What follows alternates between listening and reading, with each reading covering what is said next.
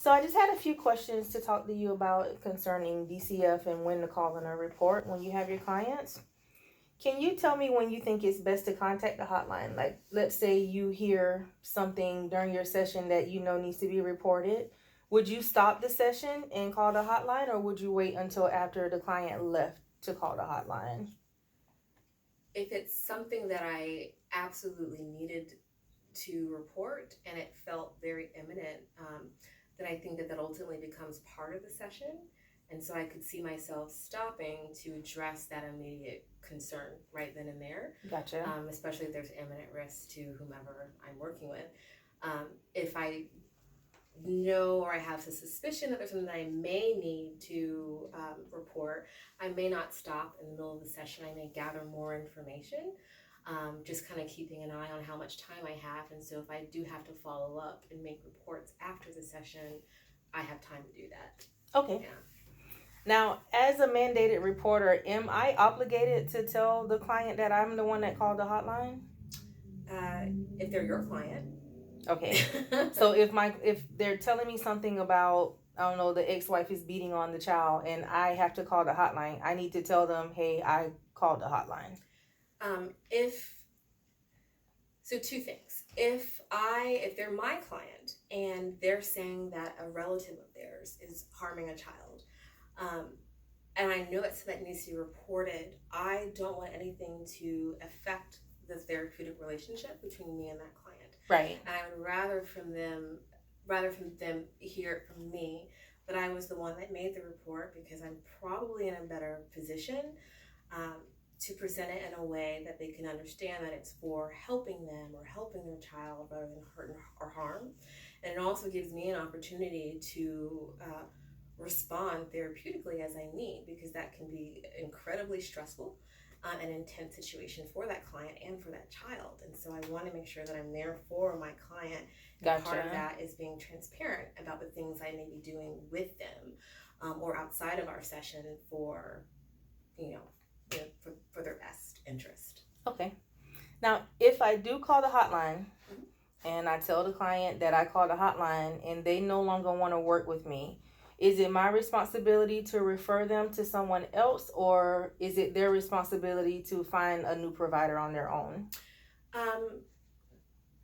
The former, right? And so even if the client is upset with me and doesn't want to work with me, I want to make sure that I'm doing my due diligence to get them connected with the provider that can help to assist them. Right? Okay.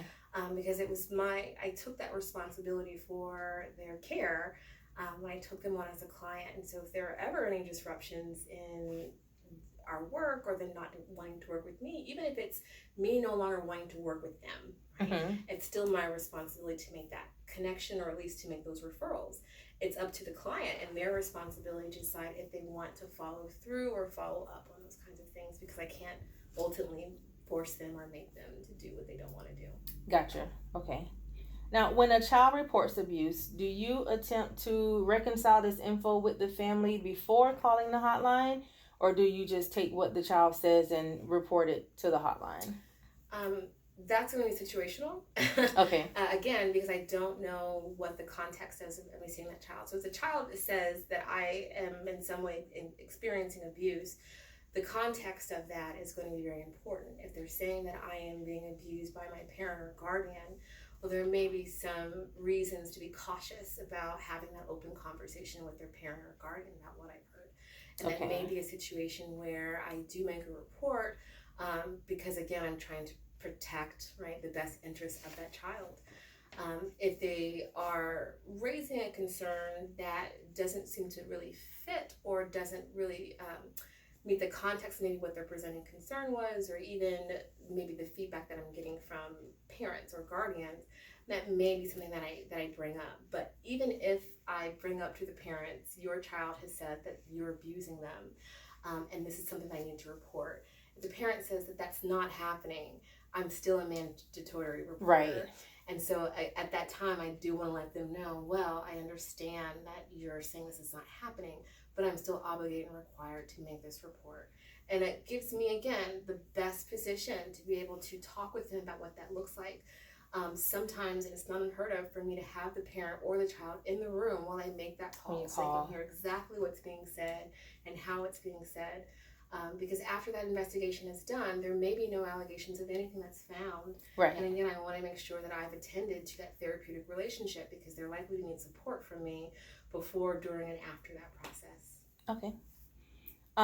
If I call the hotline, does the information need to be documented in my notes on that client? Like, would that be one of the notes? Yes. Okay. So you're always going to want to document any intervention or any thing critical that happens in your work. If you're having to make a report to the abuse hotline, you're going to want to make sure that you are documenting that. Yes, it may be documented in their records, but you also want to make sure that you're documenting in your records. In your own records. Because there may be things that you include in your records that you didn't necessarily report. Okay. Right? And so if I consulted with a colleague, if I consulted with my supervisor, if we looked kind of through different kind of ethical considerations, I may want to document some of those conversations, which are important for me and the client, but I didn't necessarily report that. So it's always important to have your own documentation. Okay. Mm-hmm. When I call the hotline, what all am I allowed to disclose as far as the counseling? I get confused when it comes to HIPAA. Am I just reporting, hey, I'm their counselor, this is what was brought to me, and that's it?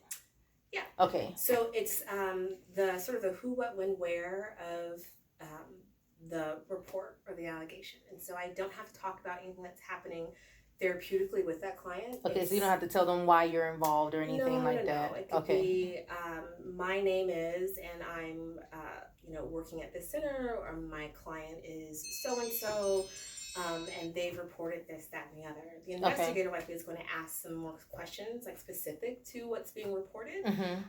But anything counseling related likely isn't. You still don't disclose that. Okay.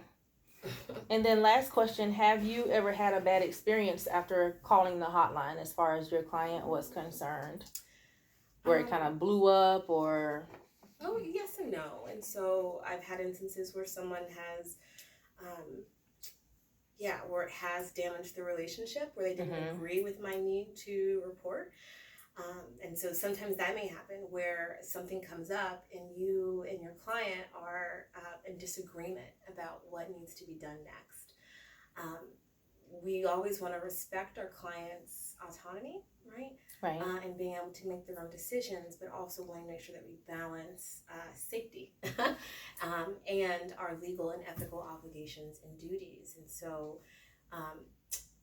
in that instance where I'm thinking of where it did blow up, that's where ultimately I kind of had to explain that I understand that you don't think this is reportable and that you don't think this is an issue, but these are all the ways that this could become a problem for you if this isn't, investigated or if this isn't reported. Some of my clients have continued to work with me after that, and some have decided that I don't trust you, I don't want to work with you anymore. Right. And that's okay. Again, respecting client autonomy. But sharing with them, you are well within your right to choose another therapist and work with other therapists. They also abide by some of the same ethical standards as I do. And so I'm hoping that they're able to have a conversation with you about this if you do have questions or concerns about future reports. Yeah. But that's where that gets back into making referrals and making connections, because it's not always going to go good. Right. And usually if I'm involving another law in some way or another agency, no one's going to be happy about it. And so it's essentially comes down to how do I minimize sort of the impact that I know is going to happen. Got it. All right. Well, thank you very much. You're welcome.